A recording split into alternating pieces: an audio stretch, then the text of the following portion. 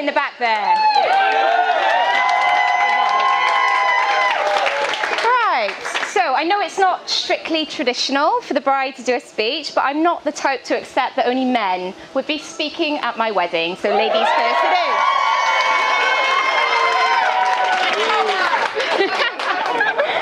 Right, first things first, I want to thank you on behalf of me and my new husband for joining us today. I honestly feel so loved and immensely lucky to have such a spectacular circle of family and friends in all corners of my life. Thank you to Mum, Dad and Sophie. This is easy. What a gang. Our house growing up was always a chaotic, loud, wildly social piss-take kind of place, whether it's the revolving door of friends and cousins staying over or the sheer event of our beloved family parties. And shout out to the Swinnertons, wherever they are. Shout out to the other Campbells. Shout out to the Neelons, Kim, the Halls for their part in that too, because we had a bloody ball. Anyway, the point is, anyone who's been around the Campbells knows you need a foghorn to get a word in edgeways. But I loved it. You guys taught me to get on with people and how to love them ferociously too. It's part of who I am, and it's a major part of why he chose me. So thank you.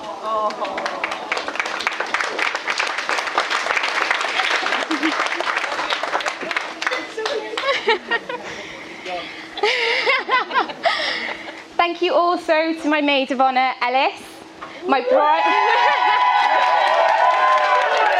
the best chief dress fluffer there ever was, and to also my bridesmaids, Lauren, Tally, Laura, Emily, and also all of my wider girlfriends who are here today.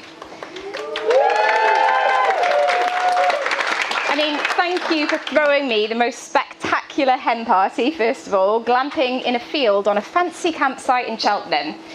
You know they've done your hen right when you get complaints that you're singing on the silent disco at 2 a.m, literally made the young Cub Scouts camping next to us cry. The children are crying!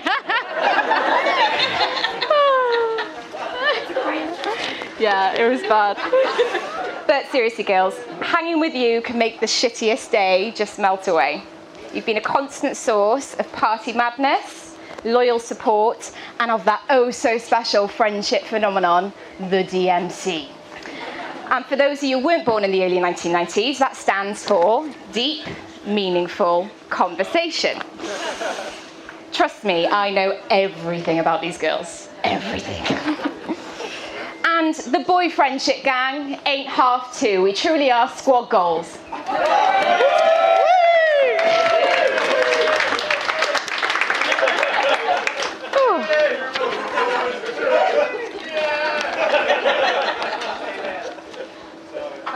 I think I'm missing a line.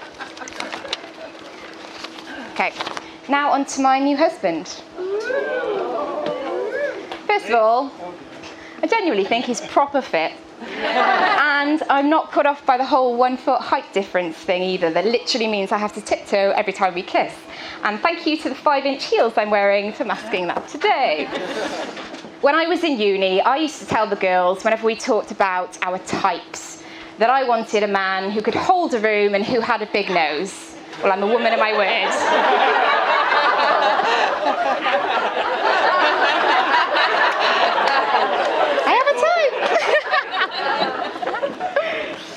I'll never forget one of mine and Nick's early dates. He took me to see a comedy show in Glee Club in Cardiff Bay.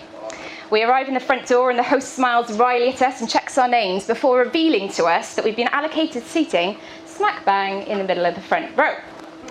We gulp. We shit ourselves. We're secretly a little bit excited. Naturally, the compere, the one who comes on in between each act throughout the night, gets to us and asks what our names are and what we do for work, yada, yada, yada. Nick and the comedian have an exchange, and I think nothing more of it.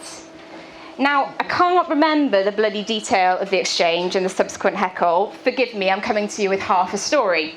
But what I do remember is the compere coming back on later in the night and Nick piping up from the crowd with the most beautifully timed callback to the conversation they'd had earlier in the night. And the crowd erupted into laughter, and what's more, started clapping their hands together in appreciation of the quip. And I felt the pride radiate off him. And I remember thinking, fair play, he's got my attention. And it figures, because my mother always advised me to be with someone who makes you laugh. Nick, you make me laugh daily. You also do that super annoying thing when I'm trying to be serious and you're taking the absolute piss, and I can't help but sink into the pits of your immaturity. But I bloody love it. Thank you for adding humour and energy to my life. It's a tonic.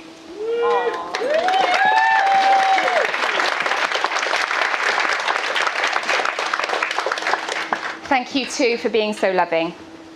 Anyone who knows Nick knows he has a reputation for being a little bit grumpy if you catch him on a bad day. Unfair. Maybe grumpy.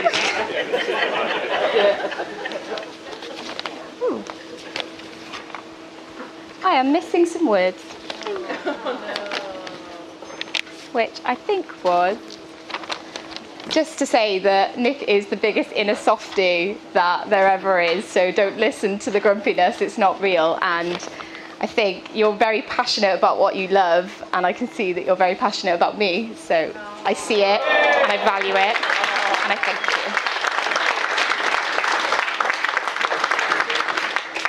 you. Nick's career in events also means he's an incredibly useful partner if you want to get into a gig for free.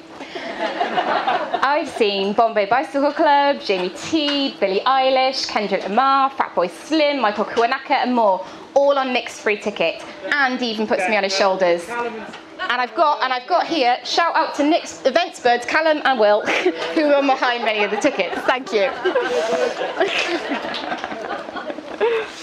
Nick shares my love of music. We've had too many kitchen raves to count.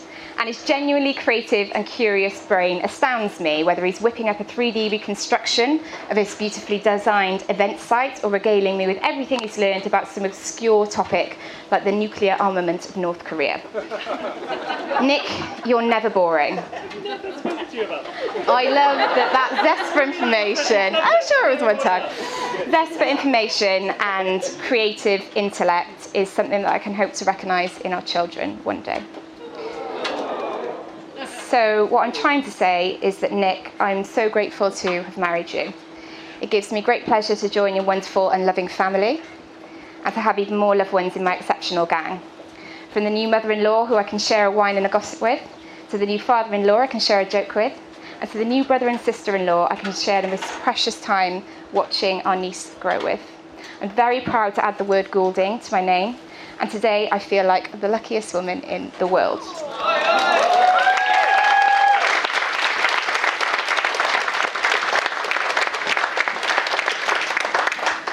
And as a final word, you might think that this is the part where I'm going to propose a toast to my new husband.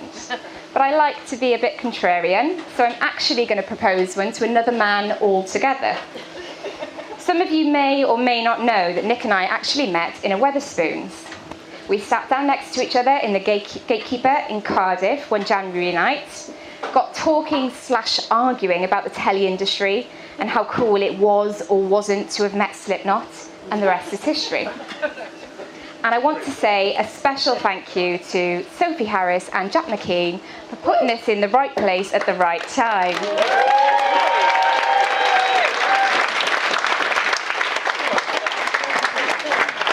But to sign off, I'd like to thank everyone again so much for being with us today, and to ask you all to please be upstanding and raise your glasses to Mr. J.D. Wetherspoon.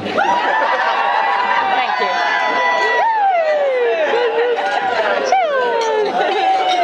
Thank you. Yeah, right, the old part, thank you all for coming. It means a lot to us that you're all missing Eurovision to be here today. I'd like to start this speech by giving some special thanks to some of you. Firstly, Mum and Dad. Although on the marriage side, I probably won't try and follow your example too closely.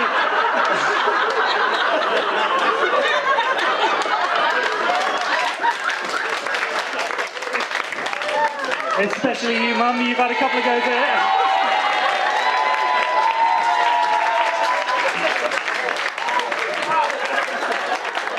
Right, I think that's bad. Yes, so especially you, Mum, you've had a couple of goes at it. You were laughing over that one. Yeah, so apart from the big nose, short temper and challenging hairlines, there are so many good things you've given me over the years that I'm so thankful for. Mum, despite your loving nature, sometimes verging into neuroses, you have taught me to protect what I hold dear fiercely, the importance of family, and that Abby is a good dog that just gets excited sometimes. Dad, you have taught me to swear at inanimate objects, put marquees up, and how to calculate mileage per pound of petrol. Also sell 199 paperbacks for a fiver. You've also taught me the value of hard work and effort, a feeling of real satisfaction of a job well done, and to never leave the TV on and door wide open before going on holiday to Ibiza. Put the fire on. And then it blew up. Yeah, it did blow up. Yeah, I'll let that one out. That's fine. Thank you. Yeah, I know I don't say it enough, but I love you both. And thank you. I am who I am because of you. So it's their fault. Yeah.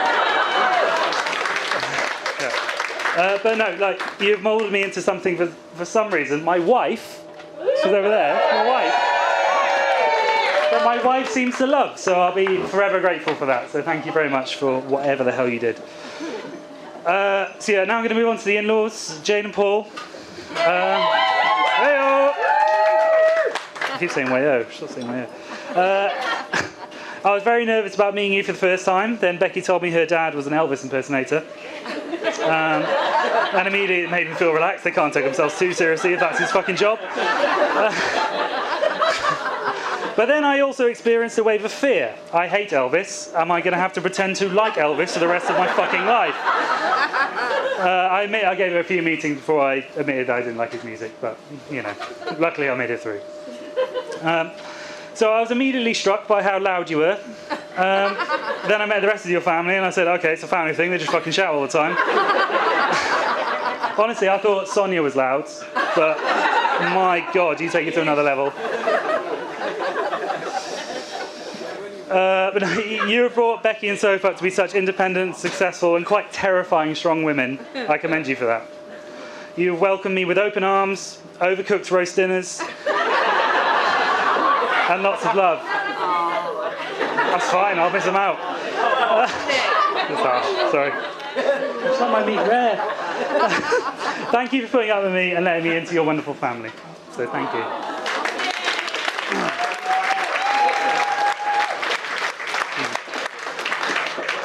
Sophie, where are you? Yeah. So I had loads of material about you being single, but you've ruined that, so... Still going. But yeah, meeting someone with such a husky voice that didn't actually smoke 20 a day was immediately confusing. But I got over that. You must have just been hungover. Honestly, have a conversation with her tomorrow and you'll think you're talking to an old man on a crackly phone line from 1963. No, you're such an intelligent and witty person with a great bants. You look amazing today, and I'm looking forward to having you as my sister-in-law.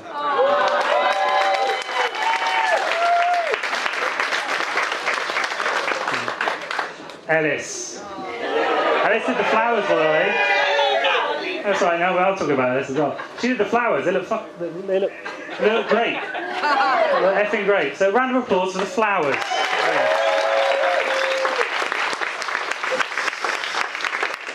So yeah, Ellis, you've been so close to Becky for so long. I assume it's mainly because of how bloody loud you are. It makes Becky feel like you're part of the fucking family. Stop swearing. There's no swear words on here. I'm just adding them ad-lib. No, you're such great fun to be around and a wonderful mother to our goddaughter Eliza. Tally, Lauren, Emily, and Laura, you all look incredible today. Where are you? You're over there. Put your hands up. Hello. Hello. Thank you so much for being such great supporters to Becky, not only for the wedding, but for everything. You're amazing friends, and so important to both of us, so thank you. And also thank you to the real stars of this show, your partners, for resisting to put your ties on your head so far. Don't worry, boys, it's coming. It's coming, we're there. We'll be there soon. Yeah, right, so there are some who can't be with us here today on both sides. Now, I only met Anthony the once, but he left a lasting impression. He was a truly lovely guy and a major part of the girls' lives growing up in Stoke, and you can see that in them to this day. Josh and Daniel, you're a credit. Sorry, Josh and Daniel, you're a credit to you both, Karen. I'm sure I'll be very proud of you all. Quite right. I'd like to raise a glass to absent friends and family. I forgot my glass, but Yakida. Thank you.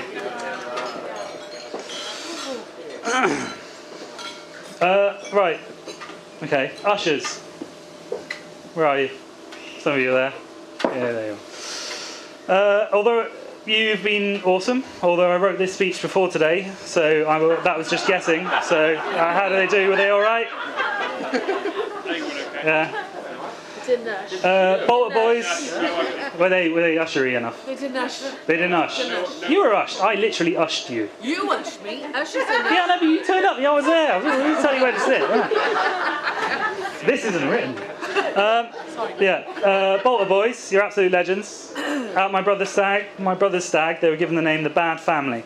That name is only true on a night out and possibly a wedding, you'll have to see later. They are the nicest, most fun and dedicated friends that we could have ever grown up with. You guys have been a constant since I was born, and the memories of sharing baths, watching films with boobs in them, eating spaghetti and tomato sauce, and dipping strawberries in extra sugar, and running around in forests are really, really special to me. Thank you. Jack and Craig. Other Jack Evans and Craig. There's many Jack. There's 3 Jacks on this table. That's wild. I was terrified of going to uni. I picked the wrong housemates for first year. I thought, where are the Indie Cindies? What if no one else wears skinny jeans or preferred the Maccabees' first album? But luckily I found these 2 other millennial hipsters on day 1. Craig, where are you, Craig? Where's Craig? Craig's over there. Hello, Craig. So Craig's mum put a note on his fridge at home before he went to university, urging him to call me so we could get into the house I'd organised for first year. This is the first time I experienced this classic move. He bailed, didn't call me, and went to Allen's Bank instead. And I'm over that completely. But I've decided to bring that full circle. Mum, I know you're looking to move to Cardiff. I put a note on your fridge saying, call Craig Shankland, he's single and has a 4-bedroom house in Pontcanna. So if you link up after, you'll be sorted, it'll be fine. Jack Evans was about 52 years old when he arrived at university. And I thought, yes, I found a uni dad I can talk to about car insurance and council tax. But don't let his old age fool you. He loved propaganda nights at Glam, 150 Jaeger bombs as much as the next man. No, both of you have been very important to me for many years. I'm delighted to have you here today, so thank you. Best men. All right? A little nervous? It's all right, I'm quite good. Matt and Jack organised a fantastic stag, taking me to see my beloved Rochdale FC. Was it Rochdale? It was Stockport. This is a mind thing. I was so confused about where I was the whole time. Okay, great. I've written round Rochdale. That's quite funny. I was going to do the joke about what I thought it was Stockport, but it was actually Stockport. Who the hell did we see? We saw Stockport. Oh, there we go. Right, sweet. So they went to see my beloved Stockport FC.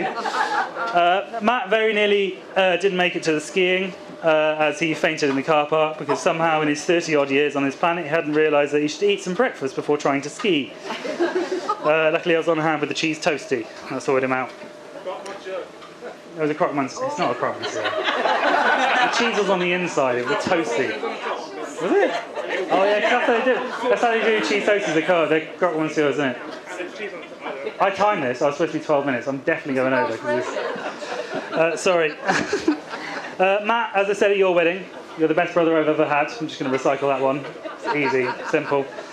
Despite the obvious bonus of being slightly taller and having more hair than your big brother, having someone that understands my sense of humour so perfectly is a real relief. Mainly for Becky, it gives her a break.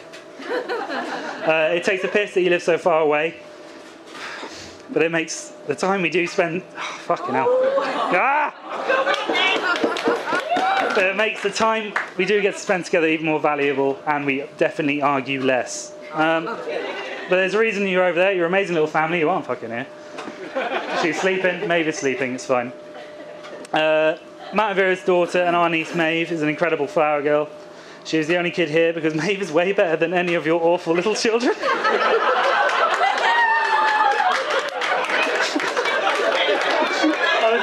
about saying that. No. Yeah, it's fine. All right. Honestly, she speaks 3 languages and she's only 2. Also, it was Maeve's birthday yesterday, so Pembroke happens to Maeve.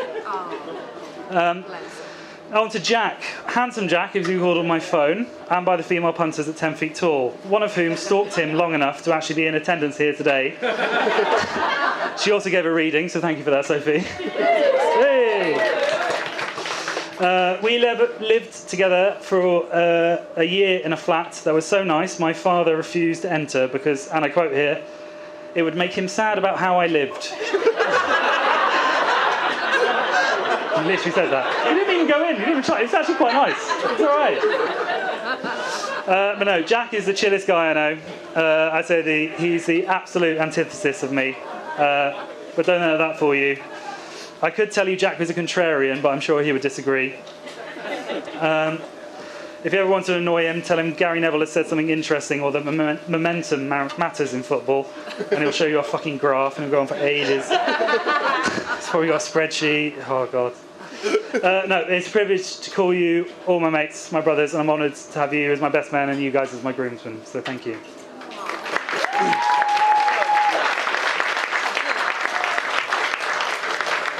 It's at this point that we come to the results of the Who is Your Favourite vote from the RSVP. I can tell you with a resounding 98%, Becky is the winner.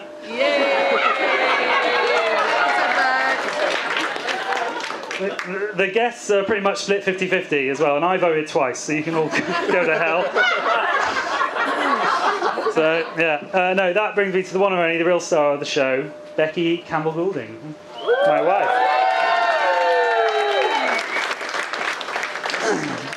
These last 8 years have gone so quickly, it's crazy. It seems like only yesterday I was watching you throw a fish cake into the sea to be with its friends. Or watching you be sick in the toilet at Mum's apartment in New York. You look absolutely incredible today.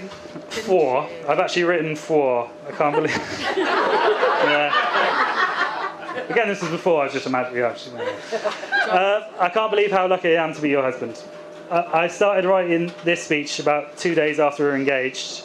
This was after a few beers and surmounted to a rambling collection of sentences that basically was just a list of how awesome you are. I thought this doesn't have the narrative structure that you would appreciate, so last week I decided to do a big rewrite. I was stressed whilst writing, so I decided to take a break and watch Lord of the Rings just to clear my mind. But for some reason it kept making me think of you. I really hope some of you know anything about Lord of the Rings, or this isn't going to work. Becky hasn't seen them, really, so this will mean absolutely nothing to her. So just so FYI.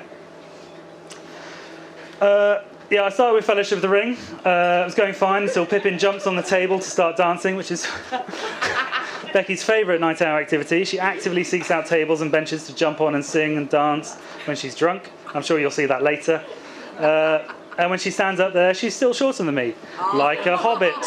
And she's got weird feet, but I wasn't supposed to say that. I powered my way through that, trying to take my mind off this speech, and got to the second film. Again, going great until another reminder of Becky. Sorry, I find this funny. An Uruk-hai chops a goblin's head off and says, "Looks like meat is back on the menu, boys." That introduces the thought that do orcs and goblins understand the concept of menus? Do they go to restaurants and ask what specials are on?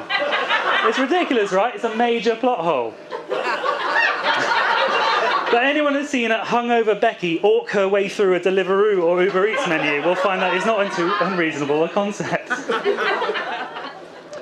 But then on to the final film. No, Becky, like proper break, chilling out. But no, the crescendo of the film, Gollum jumps on Frodo to get the One Ring, obviously brought me back to the proposal on top of Llyn Van Var. Instead of shouting "my precious," she was shouting "my sandwich," as I stupidly had not fed her. And I had to rush to propose before she tackled me off Mount Doom into the fiery depths below. That's the end of the Lord of the Rings stuff. Thank you. Yeah, cheers. I'll send out the films afterwards if you haven't watched it. Becky's been through about 3 jobs since the proposal. At one point, she started the day at the job centre sorting out universal credit and ended it having champagne at the jewellers. Which, according to GB News and Jane and Paul, is the exact kind of behaviour that is bringing the UK to its knees.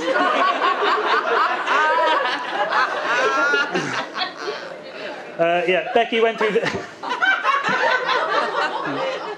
Sorry, I had to get the politics in there somewhere. Becky went through the mill with S3 going under. It was a really difficult time for her and us both. Watching her do everything she could to save it was heartbreaking, but also so heartwarming. Her main concern was her team, her employees, her friends. She is the most insanely driven and inspiring little business goblin I have ever met. And you're the best boss I've ever had.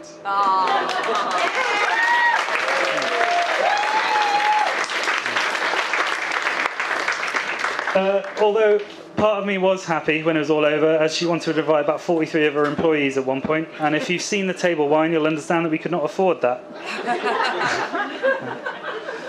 Beck, you are the most feisty, passionate person I have ever met.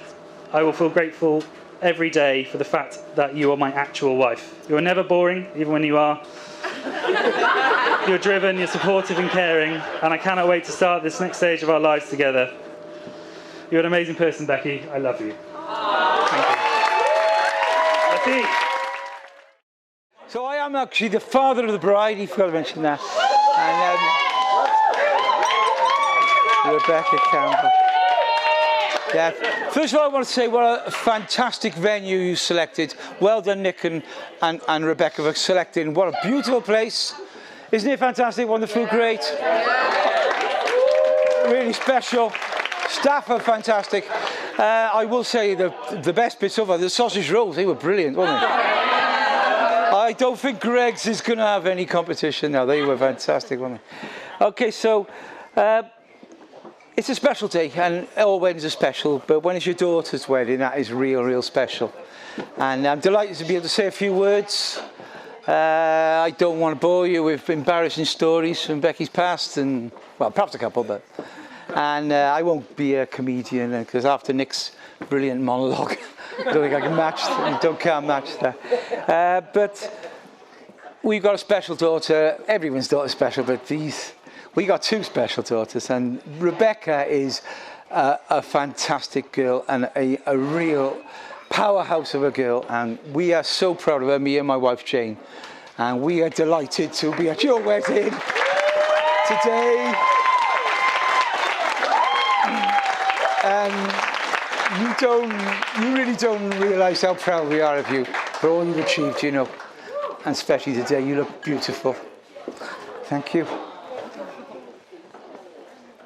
Being a parent is a long-term project, as anyone who's got children will know. You don't stop being a parent, you don't stop caring and worrying. And then eventually you get old and they start worrying about you, you know. That's the way it works, isn't it? But we are so proud of you, Beck, and thank you. When she was 3 years old, we took her to Stoke-on-Trent. We took her away from Cardiff, where we lived, and she lived in Stoke-on-Trent near Jane's sister and her family. Lovely 6 years we had there. And quite quickly she excelled in school. She was just very good at everything, as she still is. And she made loads of great friends there, and she did really well. She was one of the few Marys in a nativity play with a Welsh accent. She was impressed, everybody. And then when we came back, she breezed through college and school. She did brilliantly. And again, she met so many friends there. So many of them here today. Where are they? The friends from school, college? Amazing. Amazing crowd who were still so wonderful. Thank you. She's a credit to us, of course, and also her little sister, the maid of honour today, Sophie, our other little, done a great job. And Jane and I we're so proud of the 2 of them. And take the mic slightly away from your face. Away from my face, okay. I'm not singing Elvis today. I was tempted to put my suit in, but I was under strict orders. And my wigs have gone a bit skew as well, and he's washing. But yeah, we're so proud of our 2 girls. We couldn't have chosen 2 fantastic daughters. What's great as well is they get on so well. They're so close to each other. And that's great to see that, you know. We just love them both so much. Our house was always, as she said earlier, a revolving door. People coming and going, her friends, Sophie's friends, and we wouldn't have had it any other way. And I do have to give my wife a lot of credit for the way she brought up our girls. Yeah.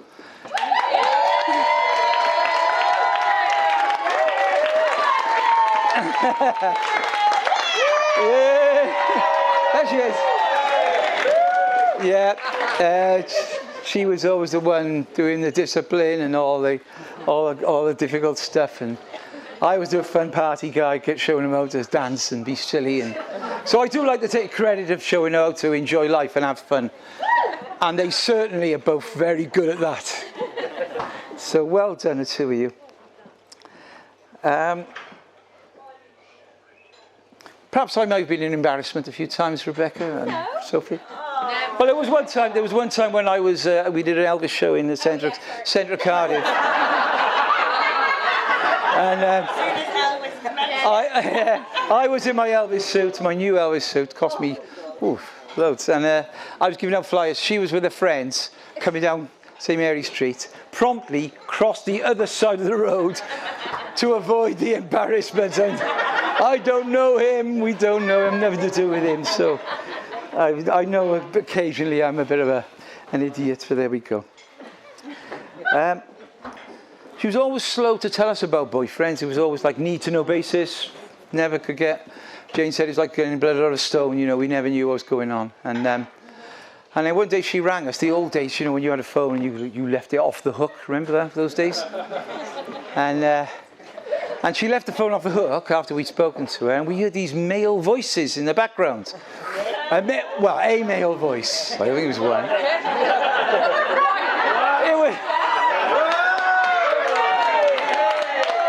It was one male voice. And so, obviously, we put the phone straight down. We didn't pry, but... Liar. But then... Yeah, she did. And then straight to bed. But about 10 minutes later, she was on the phone interrogating Rebecca, saying, "Who is it? Who's that bloke? You got a bloke there?" And finally she admitted, yeah, I have got a boyfriend. His name's Nick. And he's... So, okay, all right, so tell us a bit about him. So she said he's from West Wales. I said, West Wales? I said, that's a bit dangerous. The postcode down there is SA. Now, I'm a Cardiff City fan. I said, please, no, don't tell me my daughter's going out with a Swansea fan. No, we can't have this. But luckily, he's got more in common actually with Cardiff probably than Swansea. And he's a Man United fan. Man United? No, he's not. Stockport, yeah, Rochdale or Stockport, isn't it? So it was a close escape there, but he's a City fan, so well done, Nick.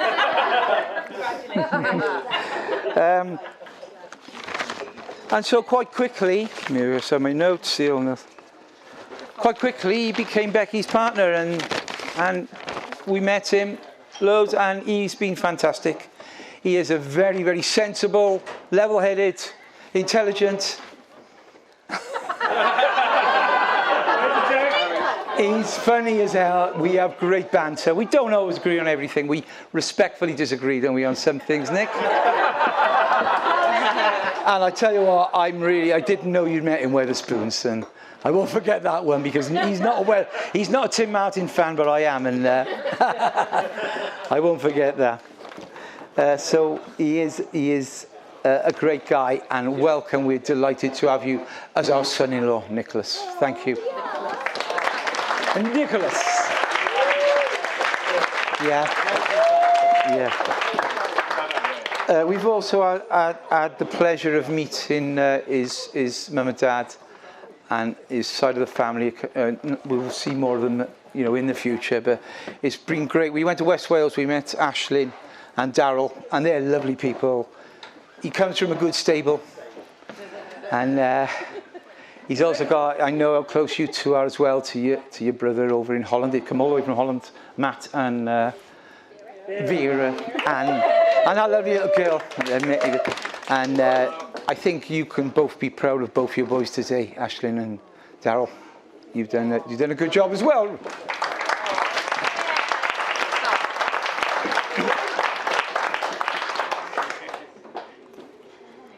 I was dazzled today when I saw Becky. She looked absolutely incredible, didn't she? And,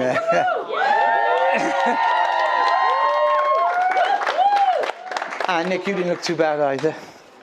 As you know, when you married 34 years, you try to give advice. It's not always easy. And the only advice I would give Nick is, when you're wrong, admit it. When you're right, don't gloat. Shut up about it. That's the easiest way to get through marriage. Happy wife, happy life. Indeed, happy wife, happy life. Yeah. And I think that's about it. I will say also the bridesmaids look delightful. What gorgeous girls, and you were a credit to us. Thank you. Yeah. Toast is Rebecca and Nick. Of course. So I would like you to be upstanding and raise your glasses, please, for a wonderful couple. We wish them a long, happy and successful life together. They're a great team. Please, Rebecca and Nick. Thank you.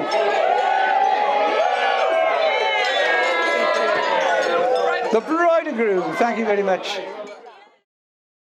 Hello everybody. Can you, testing, is that okay down there? That's all right. Hello. Hello. Hi. Hi. I first met Nick 11,447 days ago. Good day. Back then he was called Nicholas. Nick was my best man in 2019. Some of you will remember that he gave a famously smart, witty and cutting speech at our wedding. It's tempting to compete, but being the older brother, there's never been any need to. So I'm not going to start now. So instead of competing, I've decided to make the speech unbearably tedious. It will be sincere, mundane and incredibly long. That's my own little victory. Firstly, I want to congratulate Becky and Nick on finding the Lord.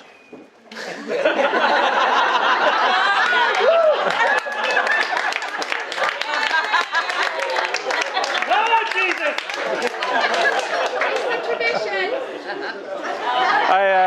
I didn't have you down for a particularly pious couple,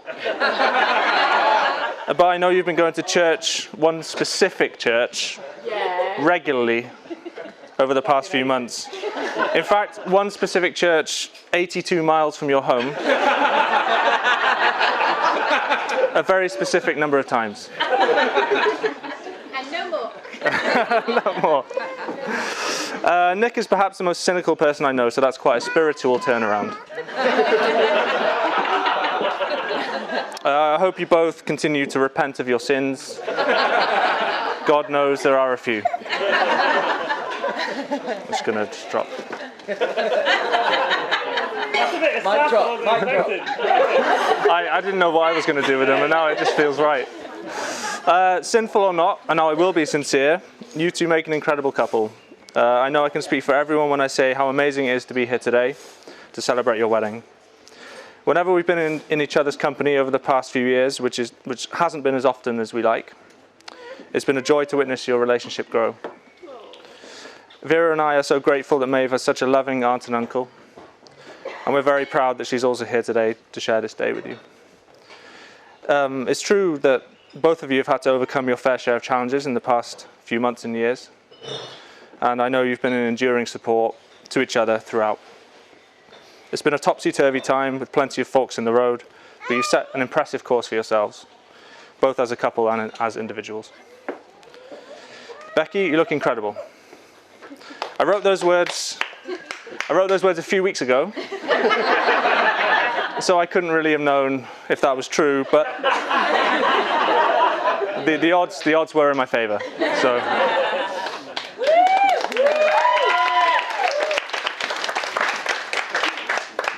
I considered putting you through the ringer in this speech, but I couldn't quite bear the brutal stare that you give to a Goulding man when he thinks he's being funny.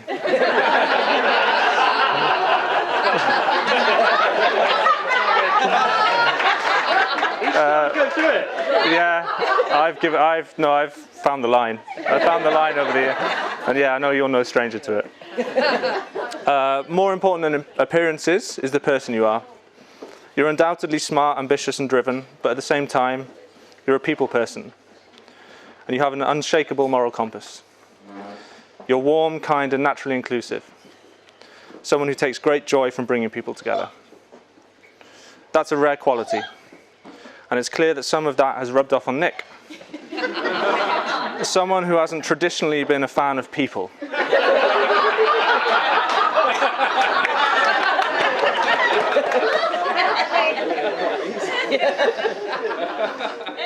Thank you for being such a great partner for my little brother. I'm proud to call you my sister-in-law.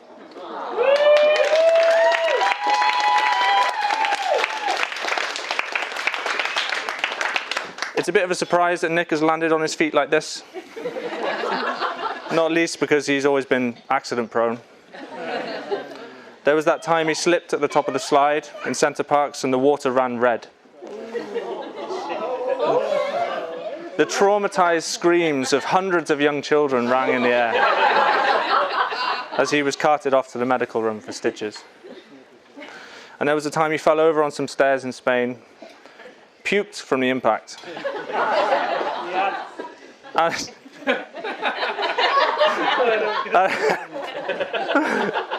I'll never forget this.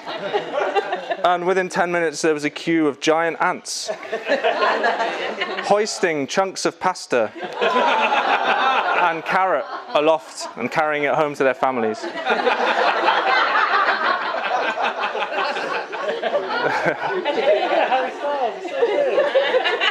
Oh yeah. Oh, you shouldn't have pointed that out. It's quite off-putting. Harry. I just keep making eye contact with him. He's enjoying it. He's enjoying it though. Having a good time. It's fine. Our family is not blessed with cute noses. But in 2001, Nick tried to fix that. To impress the girls at school, he decided to roam around the playground with his hat pulled down over his eyes. That was to impress Jimmy. Yeah, I may have embellished that a little bit. He walked straight into a netball post and broke his beak. He made it even worse a few years later by falling off a banana boat on holiday with his mates. Although, I have it on good authority, that's a cover-up for a bit of a juicier story. No,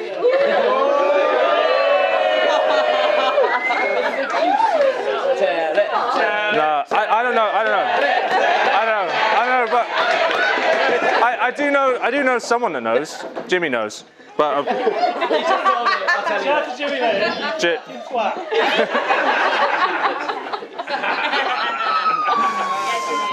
Over the years, Nick has tried his hand at various things. Trumpet, skateboarding, mixology, stand-up comedy, and even university. That didn't last long. He's a bloody good goalkeeper, though. Something I attribute to slamming the ball at him repeatedly in the back garden. Yeah, most straight at him. He had his stint in TV and film, during which time he definitely did not enjoy telling us about all the celebrities he had listed in his phone. Hated it. I felt for Becky in particular because settling down for a box set involved a running commentary on the positions of extras, cuts and other TV production jargon I couldn't be bothered to Google.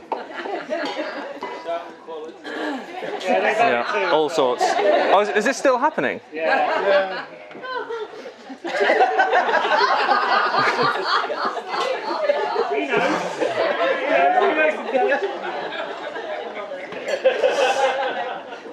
Now Nick is a man of events, an international man of events. Jack and I were conscious when we were organising the stag that we had to be careful. Planning an event for an international man of events is a high-stakes game. Fortunately, it seemed to go well, and despite his jet lag from international eventing, Nick led the line and was even on hand to save my life with a croque monsieur Fucking toasty. in a car park. Don't big it up. It was a toasty. I think With cheese on the from Costa. From Costa, it's a Croque Monsieur. Anyway, that was brotherly love, so thank you for that. I was in deep, deep trouble. Despite the geographical distance between us, Nick and I have grown closer as we've got older. Those 3.5 years are nothing these days. And despite being younger than me, Nick has been the measured and mature voice I've needed on countless occasions.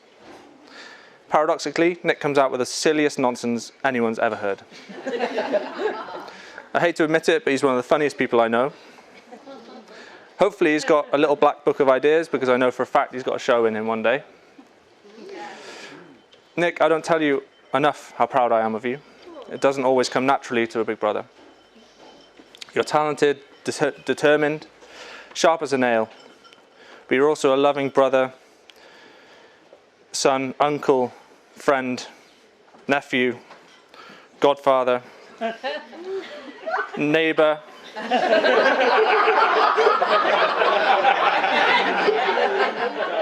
colleague, parishioner, community member, and non-EU member citizen.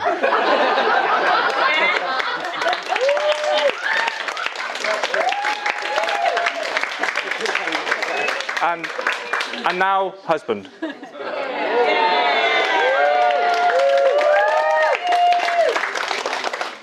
I'm so happy for you that you found your life partner. And I know both sides of the family are excited for what may come in the future. Yes, mate.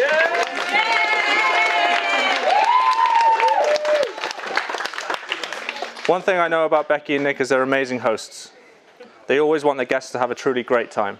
So let's have a great time.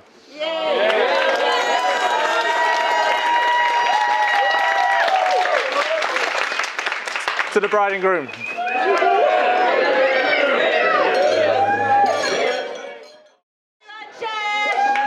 Amazing. So just want to start by thanking Nick for covering the important topics of orcs and goblins, just so I don't have to. So thanks very much for that, Nick.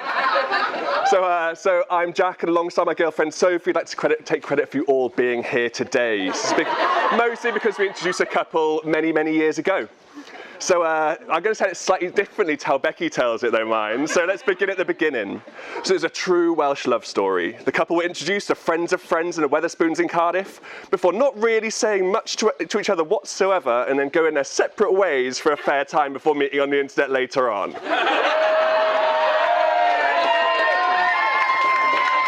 So there we were at Wetherspoons. Sophie and Becky were out with work, same with Nick, Craig and I. Both groups were introduced, their worlds combined, and 8 years later, they're married. So how did Sophie and I meet the lovely couple? So Sophie met Becky whilst working in PR. They had Cadw as a client who look after loads of Welsh castles. There's a really nice one nearby, isn't there, Soph? Yeah? Anyone going down anyone? Oh, sorry, I can't say words. Anyone going while they're down this end of the world? Anyone at all? No? Oh, it's just a thought.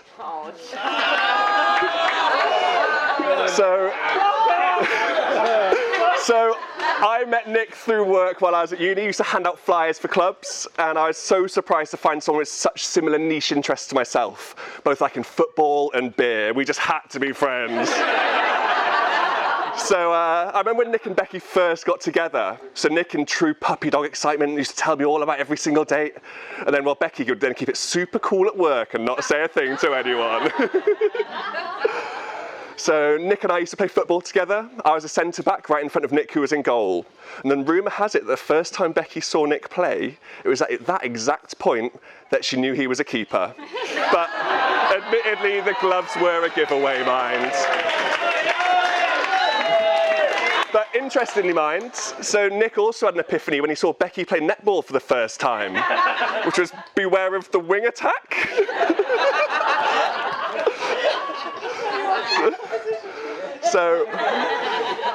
So while many are going to be aware of Nick's work in TV and events, many won't be aware of his very brief career as a chef to the stars, when he cooked a steak for Ronan Keating in the back of a camper van. So Ronan's manager was very thankful and said the steak was lovely, but as anyone who's eaten any of Nick's cooking will agree, Nick cooks it best when he cooks nothing at all.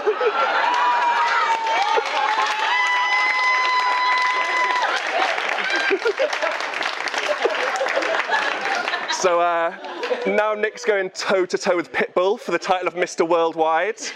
He's travelling the world running events. He's come such a long way from handing out flyers on the streets of Cardiff to beautiful places like Mexico and Belfast. So as Nick's favourite customer would say, life is a roller coaster, you've just got to ride it. So there they are, Nick and Becky and Nick, the rhyme to her reason, and the ghoul ding to her Campbell.